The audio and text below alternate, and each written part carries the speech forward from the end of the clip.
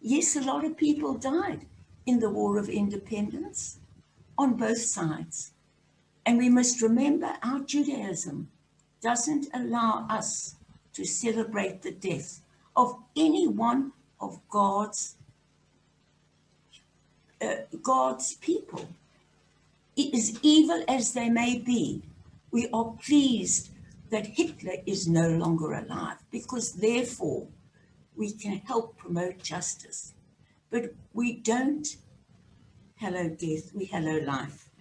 And then I'm going to also go on and on and on, because I want to use Israel, the promised land, as a metaphor for an America, for a Venezuela, for a Zimbabwe. When you put on the news today, all we see are people killing each other, extremists of all religions, of all ideologies. This is against our Torah. Yet in the midst of this, as Viktor Frankl did in the midst of the Holocaust, as the people sang, never say we walk the final road. I know this is a difficult thing for you to accept. And my heart goes out to you, because yes, there is always collateral damage. But at least we try and keep that collateral damage as the IDF protocols to a minimum, because it's wrong to kill. You and I know that the Jewish ethos, if you save one life, you save the world. And therefore, we believe in miracles.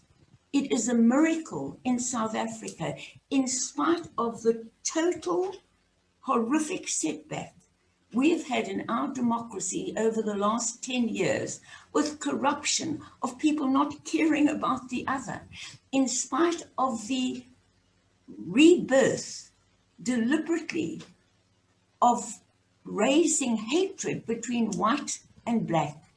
And we must talk about this now, because we're not going to talk about it next week.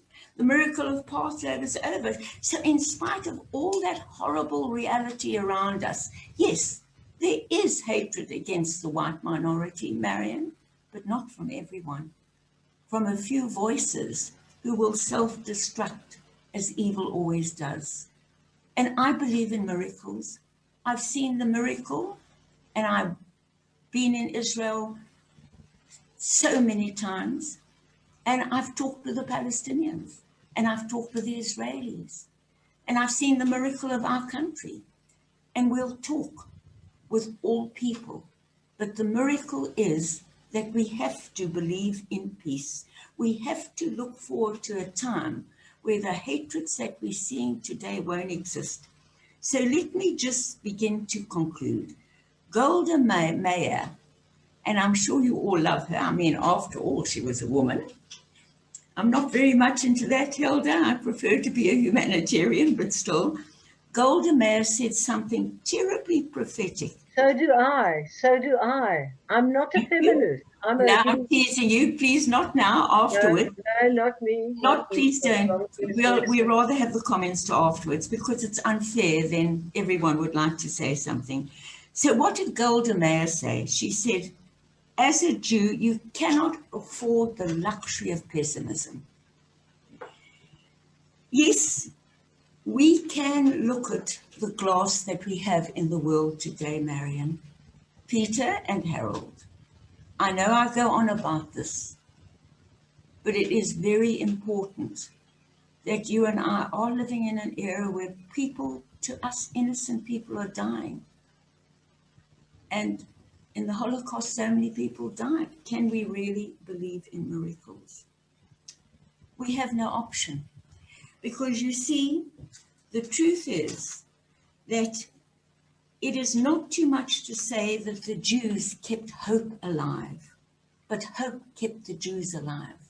So when we talk about the miracle that God did for us, when we talk about the miracle that the Jewish nation survived the Holocaust, when we talk about the miracle of apartheid being demolished with not a civil war, and black and white kill each other off.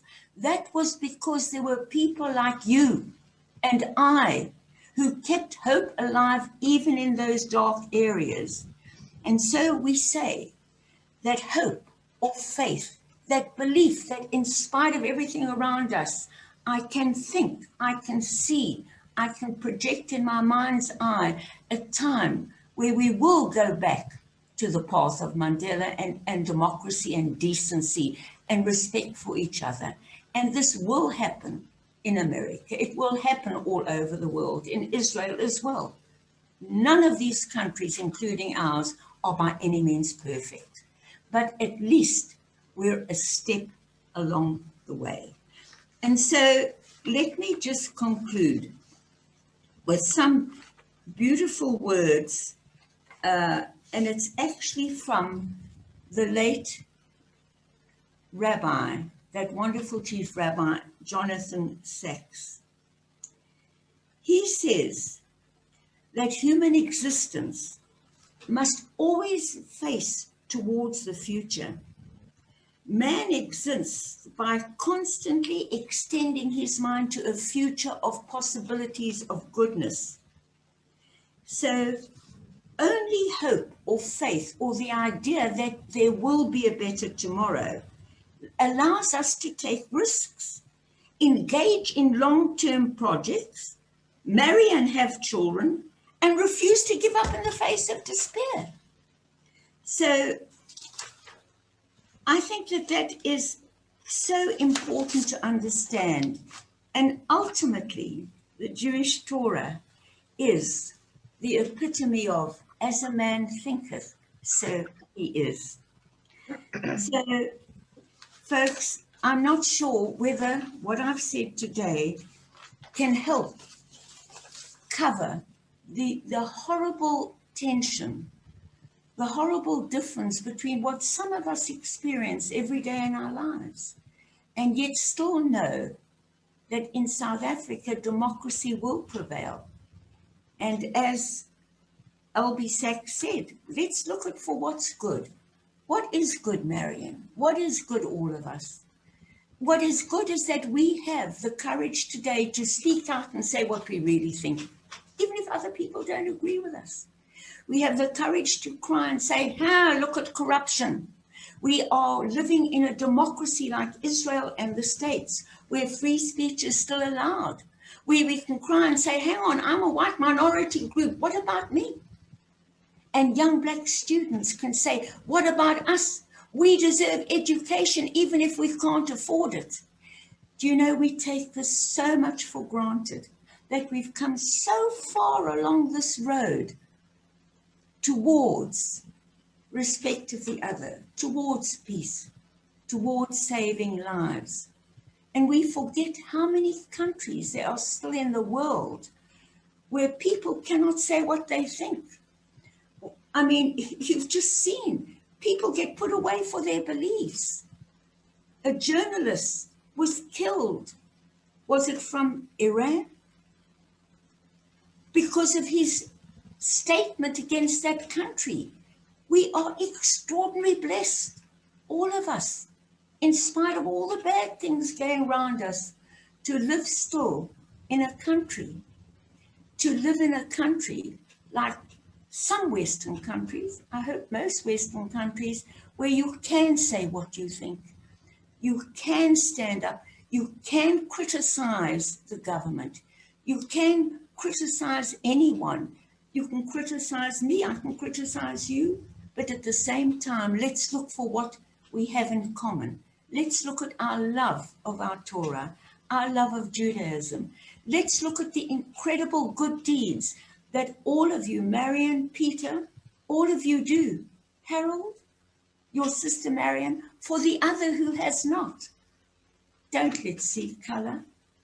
Don't let's see what is bad, but let's see the tools, the ability with our minds and our thoughts to change that thinking, to look for what's good, and to emphasize that in the world today. I too believe that we here today, it's a miracle that Temple Israel Hillbrow, with each and every one of your support and help and dedication, exists. Shabbat Shalom. Chag Sameach. Thank you very much, Reba.